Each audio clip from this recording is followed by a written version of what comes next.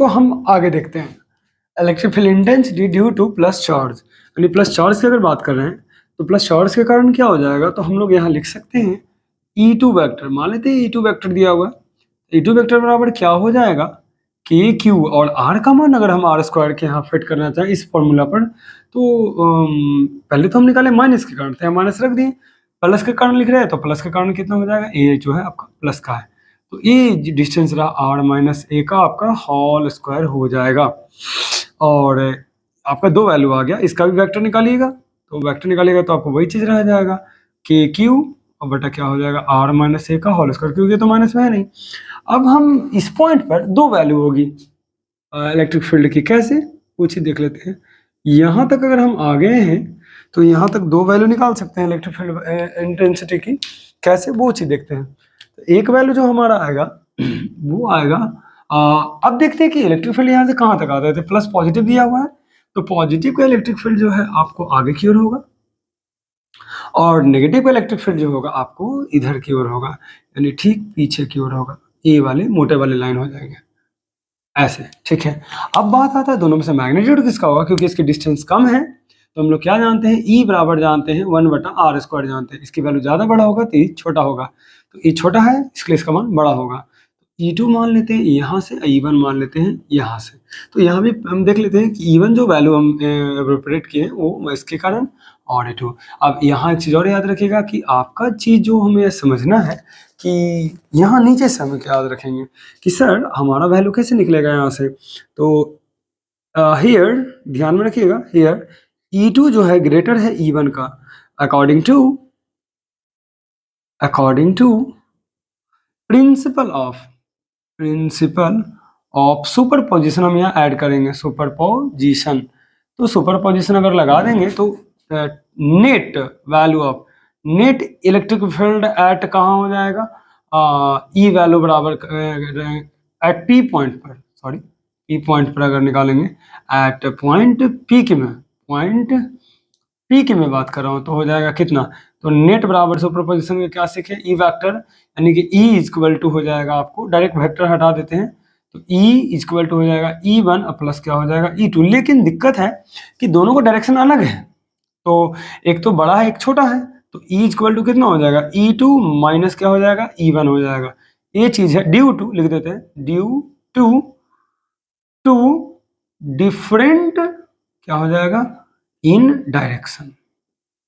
हम इसकी बात कर रहे हैं क्योंकि एक उधर का वैल्यू है एक इधर का है, और घटाएं क्यों, क्योंकि यहाँ हम लिख दिए हैं कि यहाँ पर लिख दिए हैं कि E2 जो है E1 से बड़ा, क्यों बड़ा है, क्योंकि डिस्टेंस देखिएगा, हम लोग जनरली सीख चुके हैं कि E जो होता है डायरेक्टली प्रोपोर्शनल 1/r² होता है, तो R जिसका बड़ा होगा उसका E छोटा होगा, तो R किसका बड़ा, इसका बड़ा है तो उसका E छोटा होगा, इसका ज्यादा छोटा, इसका छोटा है R तो बड़ा होगा मैग्नीट्यूड।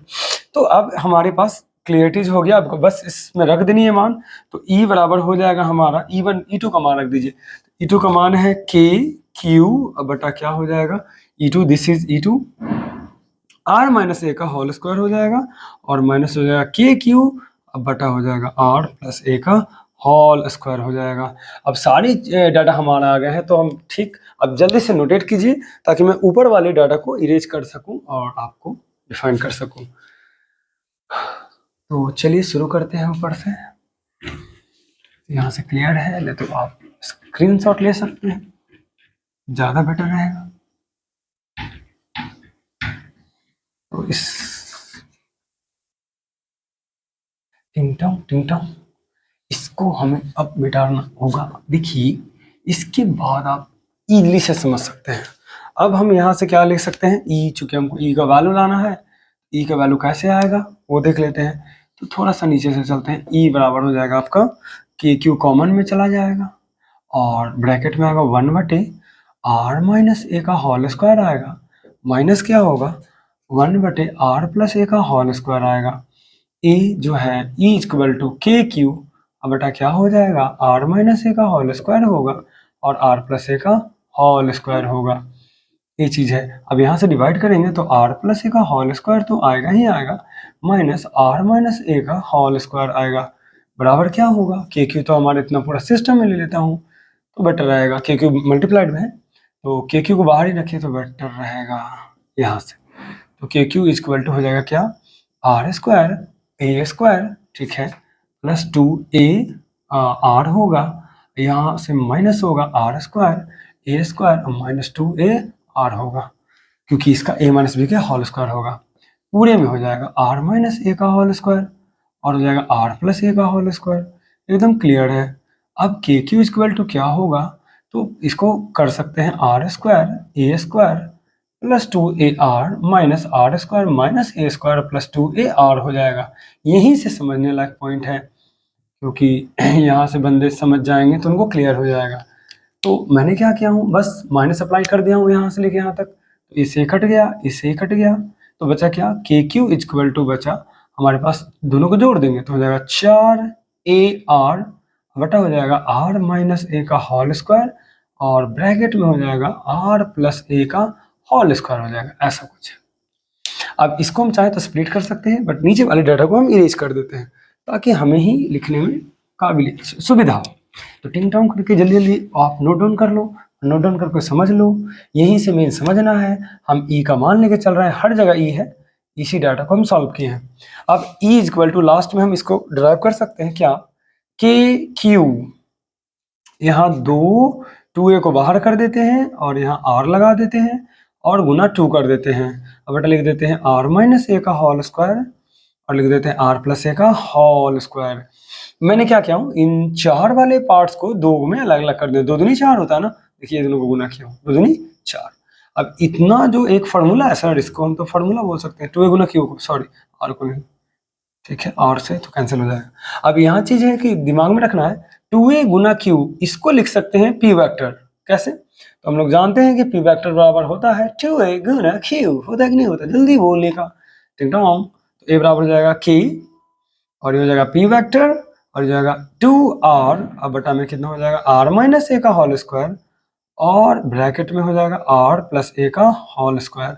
अब हम आगे देखते हैं इसके बाद हमें क्या करना है,